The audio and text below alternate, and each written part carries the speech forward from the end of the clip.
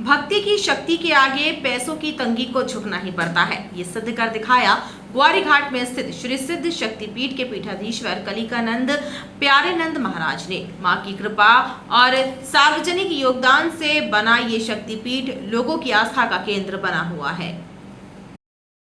ग्वारी घाट से 3 किलोमीटर दूर स्थित मां काली माता के दर्शनों हेतु भक्त दूर दूर से आ रहे हैं। मंदिर के पुजारी का कहना है कि 1990 में मंदिर की स्थापना की थी, जो बाढ़ में बह गया था। फिर मां के आदेश पर पुजारी जी ने पुनः 1992 में स्वयं की पूंजी और भक्तों के योगदान से नवीन मंदिर बनवाकर जयपुर से आई 14 नक्षत्रों में बनी मां की प्रतिमा को स्थापित किया। यहाँ की खास बात यह है कि इस प्रतिमा में मां का बाएं पैर शिव जी के ऊपर है। 14 नक्षत्रों में मां भगवती का निर्माण हुआ। पूखा में दांत, चित्रा में नेत्र, हस्त में हाथ और पुष्प में पैर बने। हर जगह काली जी के पैर दाहिना उठता है, लेकिन काली धाम में मां भगवती व्रतकाली का बायां पैर उठता है, क्योंकि शक्ति का बायां पैर ही होता है और शक्तिमान का दायां पैर होता है। मां की महिमा जात और धर्म से ऊपर है, यह कहना है काली मठ में दर्शन करने आए अशोक कुमार का। वो बताते हैं कि 1992 में लगभग 1,18,000 की लागत में मां के मुस्लिम भक्त ने यज्ञशाला का निर्माण कराया था। तब से अब तक प्रत्येक 4 साल में होने वाले यज्ञ में आहुति देने वो उपस्थित होते हैं।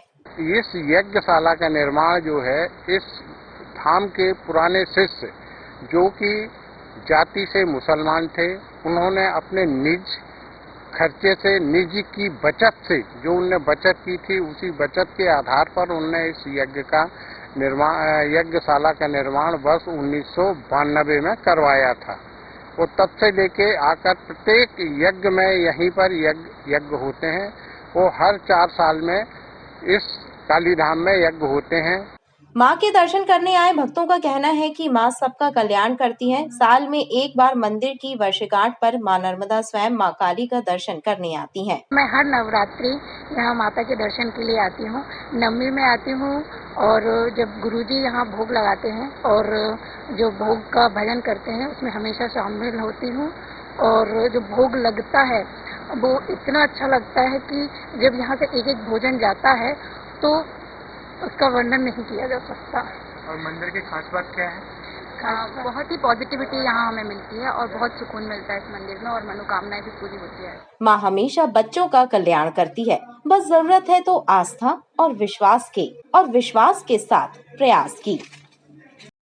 विधानसभा चुनाव के मद्देनजर निर्वाचन आयोग के निर्देश पर जबलपुर पुलिस भी अलर्ट मोड पर है। एसपी के निर्देश पर गुरुवार को शहर के सभी थाना क्षेत्रों में वाहनों की सघन चेकिंग की गई। इस दौरान ओमती पुलिस ने भारतीय जनता पार्टी की प्लेट लगी हुई सफारी गाड़ी को जब्त कर धारा 188 की कार्यवाही की। वाहन में बालाघाट के रहने वाले एक व्यक्ति सवार थे, जिनके पास बैग में 33,000 रुपए भी बरामद हुए हैं। रुपयों के संबंध में पुलिस तस्दीक कर रही है। विधानसभा चुनाव की आदर्श आचार संहिता लागू होने के बाद पुलिस और प्रशासन अलर्ट मोड पर है।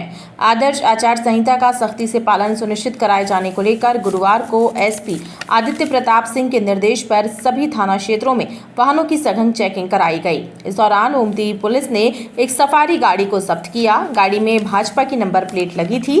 गाड़ी में बालाघाट निवासी महेंद्र खुराना सवार थे, जिनसे पुलिस ने बैग में 33,000 रुपए भी बरामद किए। ओमती थाना प्रभारी वीरेंद्र सिंह पवार ने बताया कि इस मामले में धारा 188 की कार्यवाही की गई है। पूरे जबलपुर जिले में आगामी विधानसभा चुनाव के मद्देनजर सघन वाहन चेकिंग लगाई गई थी।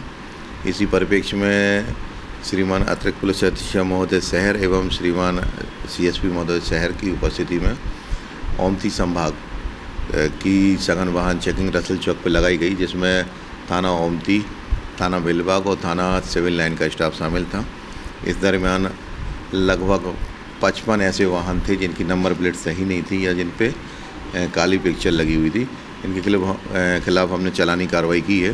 साथ ही साथ आपको बताना चाहेंगे कि इस चेकिंग के दौरान एक सफारी स्ट्रॉम गाड़ी मिली है, जिसका नंबर है CG10 AN 8181, जिस पे एक पार्टी विशेष का प्लेट लगी हुई थी। जिस पे हमने थाना ओमती में धारा 188 के तहत FIR दर्ज करके गाड़ी को जब्त किया है और इसमें वैधानिक कार्रवाई कर रहे हैं। कहाँ के रहने वाले? ये मूलतः बालाघाट के रहने वाले हैं और जबलपुर शहर में किसी काम से आए हुए थे। कोई रुपये भी बरामद? इनके पास से 33,000 रुपये इनके बैग में रखे हुए थे। इस संबंध में तस्दीक की गई है। इनका कहना था कि उक्त रुपये ये अपने खर्चे के लिए लेके आए थे। चूँकि जो रकम है वो 33,000 है, तो उसकी भी तस्दीक की जा रही है। दरअसल विधानसभा चुनाव के मद्देनजर जीरो टॉलरेंस के तहत पुलिस द्वारा वाहन चेकिंग का अभियान शुरू किया गया है। इसके तहत पुलिस वाहनों के नंबर प्लेट और हूटर आदि की जांच कर रही है। 52 तालतलैया के शहर में प्रशासन द्वारा तालाबों का संरक्षण करने में लापरवाही बरती जा रही है। संजीवनी नगर में स्थित इमरती तालाब में गंदगी का अंबार लगा हुआ है, जिसके कारण रहवासी खासे परेशान हैं। शहर के तालाबों के संरक्षण में नगर निगम द्वारा लापरवाही बरती जा रही है। संजीवनी नगर स्थित इमरती तालाब की स्थिति बद से बदतर हो गई है। यहाँ बने घाटों पर लोगों ने सेंटिंग रख कब्जा कर लिया है। सफाई के अभाव के चलते तालाब में गंदगी का अंबार लगा हुआ है, जिससे आ रही बदबू स्थानीय लोगों के लिए परेशानी का कारण बनी हुई है। सफाई वगैरह झाड़ू वगैरह तो लगती है, लेकिन ये है कि कचड़े का ढेर आप देख तो रहे हैं सामने, है ना। कचड़े का ढेर यहीं मार के चले जाते हैं, उसके कारण प्रॉब्लम होती है, बदबू वगैरह आती है और कचड़ों में हवा के कारण अंदर उड़ कर जाता है कचरा। तालाब की सफाई के बारे में तालाब की सफाई की क्या है, अब आप देख तो रहे हैं सामने माहौल, है ना। बीच बीच में होती रहती है, लेकिन अब क्या है, बंदेज न होने के कारण कचरा भी फिरता है उसमें। पिछली बार कब हुई थी सफाई तालाब? काफ़ी दिन हो गया, आप लोग एग्जैक्ट तो नहीं बता सकता, मेरे अनुमान में 2-3 महीने पहले हुई थी। पंडा मड़िया में रोड तो अच्छी बना दी है, लेकिन गंदगी बहुत ज़्यादा हो रही है। न तालाब साफ हो रहा है, न ये कचरा उठता है, न झाड़ू लगती है और गंदा बहुत महकता है। यहाँ दारूखोरी भी बहुत ज़्यादा होने लगी है। यहाँ तालाब में साफ सफाई नहीं होती है, यहाँ साफ गंदगी है, पन्नी डली है, उठाते नहीं है। कभी अभी आ जाते तो ढेर लगा झाड़ू लगाते और ढेर लगा के चले जाते हैं, उठाते नहीं है कोई। तालाब जल के साथ साथ पर्यटक की दृष्टि से भी महत्वपूर्ण है, लिहाजा नगर निगम को इनके संरक्षण हेतु मुस्तैदी से कार्य करना चाहिए। राज्य शासन के विधि एवं विधायी कार्य विभाग ने जिला निर्वाचन अधिकारी द्वारा भेजे गए प्रस्ताव पर जिले में विधानसभा चुनाव कराने तैनात किए गए सेक्टर ऑफिसर, FST, SST और VST दलों में नियुक्त अधिकारियों को विशेष कार्यपालिक दंडाधिकारी नियुक्त किया है। शासन के विधि विधायी कार्य विभाग ने सेक्टर अधिकारियों और निगरानी दलों में शामिल अधिकारियों को विशेष कार्यपालिक दंडाधिकारी की शक्तियां प्रदान की हैं और राजपत्र में इसकी अधिसूचना भी प्रकाशित कर दी है एवं मतदान समाप्त होने तक की अवधि के लिए ये अधिकार प्रदान किए गए हैं। VST, FST दलों में 244 अधिकारी तैनात किए गए हैं। आदर्श आचार संहिता के परिपालन और विधानसभा चुनाव शांतिपूर्ण ढंग से संपन्न कराने के लिए लाइसेंसी शस्त्रों को थाने और शस्त्र डीलरों के यहां जमा कराने की प्रक्रिया लगातार जारी है। जिले में अब तक 4,706 लाइसेंसी शस्त्रों को जमा करा दिया गया है, जबकि 1,907 लाइसेंसी शस्त्र जमा कराया जाना शेष है। आदर्श आचार संहिता के परिपालन और विधानसभा के चुनाव शांतिपूर्ण ढंग से संपन्न कराने के लिए जिले में जारी किए गए लाइसेंसी शस्त्रों को थानों और वैध शस्त्र डीलरों के यहां जमा कराने की प्रक्रिया विधिवत जारी है। जिले में लाइसेंसी शस्त्रों की कुल संख्या 6,804 है, जिनमें से पुलिस विभाग द्वारा अब तक 4,700 से ज्यादा शस्त्र जमा कराए जा चुके हैं। शेष 1,900 लाइसेंसी शस्त्रों को जमा कराए जाने की प्रक्रिया जारी है। लाइसेंस शस्त्र धारकों को शस्त्र समय पर जमा कराने के नोटिस जारी किए गए हैं। जिला कलेक्टर कार्यालय के अनुसार जबलपुर जिले में 6,804 कुल शस्त्रों की संख्या है, जिसमें से हमने 4,706 जमा करा लिए हैं और 101 लोग इसमें एग्जम्प्ट हुए हैं। कलेक्टर कार्यालय में कुछ बैंक के लोग हैं, कुछ गार्ड हैं जिनको एग्जम्प्ट किया गया है। अभी लगभग 1,997 आम सम को और जमा कराने हैं और लगातार इसमें थाना प्रभारियों को निर्देश दिया गया है और अभियान जमा कराने का चलाया जा रहा है। जिला निर्वाचन कार्यालय के द्वारा कुछ लाइसेंसी शस्त्रों को जमा कराने से छूट दी गई है। ऐसी लाइसेंसी शस्त्रों की संख्या 101 है। बरेला के वार्ड नंबर 11 में रहने वाले राजमिस्त्री कुंभकर्ण बैगा की धारदार हथियार से हमला करने वाले दोनों सगे भाइयों को बरेला पुलिस ने गिरफ्तार कर लिया है। आरोपियों से हत्या में उपयोग किया गया धारदार हथियार भी बरामद किया गया है। पुलिस अधिकारियों के मुताबिक राजमिस्त्री का काम करने वाले कुंभकर्ण बैगा का दोनों भाइयों से मजदूरी के रुपए को लेकर विवाद हुआ था, जिसे लेकर ये वारदात घटित हुई। बरेला थाना क्षेत्र के वार्ड नंबर 11 में रहने वाले कुंभकर्ण बैगा की नृशंस हत्या के मामले में पुलिस ने मजदूरी का कार्य करने वाले पुरुषोत्तम तिवारी और उसके भाई भुवनेश्वर तिवारी को गिरफ्तार कर लिया है। दोनों से हत्या में उपयोग किया गया हथियार भी बरामद किया गया है। पुलिस अधिकारियों के मुताबिक राजमिस्त्री का काम करने वाले कुंभकर्ण और मजदूरी करने वाले पुरुषोत्तम और भुवनेश्वर से रुपयों के लेन देन को लेकर विवाद हुआ था और इसी दौरान दोनों ने धारदार हथियार से कुंभकर्ण पर हमला कर दिया, जिससे उसकी मौत हो गई। थाना बरेला अंतर्गत सूचना प्राप्त हुई कि एक व्यक्ति की हत्या वार्ड नंबर 11 में हो गई है। मौके पर जाके देखा गया तो कुंभकर्ण बैगा नाम के व्यक्ति की चाकुओं से भूनकर हत्या की गई थी, जिसका अपराध पंजीबद्ध कर आरोपी पुरुषोत्तम तिवारी एवं भुवनेश्वर तिवारी को आज गिरफ्तार किया गया है। घटना में प्रयुक्त हथियार जब्त किया गया है। आरोपियों को माननीय न्यायालय में पेश किया गया। पुलिस ने दोनों भाइयों को प्रकरण में विधिवत गिरफ्तार करते हुए न्यायालय के समक्ष पेश किया है। नवरात्र पर्व पर विद्युत विभाग ने दुर्गा पंडालों के लिए अस्थायी विद्युत कनेक्शन की सुविधा प्रदान की है। इसके बाद भी अब तक मात्र टीसी कनेक्शन के लिए 32 आवेदन ही विद्युत विभाग को प्राप्त हुए हैं। हालांकि विभाग के अधिकारियों को उम्मीद है कि आने वाले 1-2 दिनों तक टीसी कनेक्शनों के आवेदनों की संख्या और बढ़ेगी।